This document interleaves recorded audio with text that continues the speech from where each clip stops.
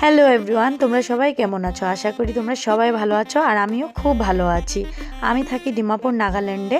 তোমরা কে কোথায় থাকো অবশ্যই কমেন্ট করে জানাবে আর ভালোবাসা দিয়ে আমার পাশে থাকবে।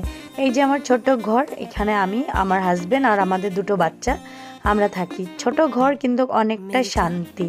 তো দেখাই তোমাদেরকে আজকে আমাদের গার্ডেনে কত সুন্দর সুন্দর ফুল ফুটেছে আর এত সুন্দর দেখতে বেশ ভালো লাগছিল।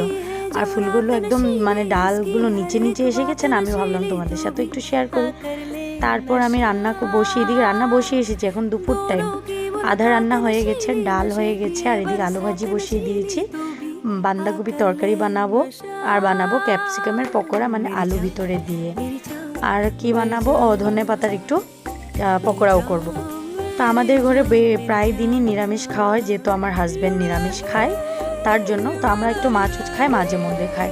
তো আমার ছোট ছোট ব্লগগুলো তোমাদের কেমন লাগে সেটা অবশ্যই জানাবে। যদি ভালো লাগে পাশে থাকবে। টাটা, তোমরা সবাই ভালো।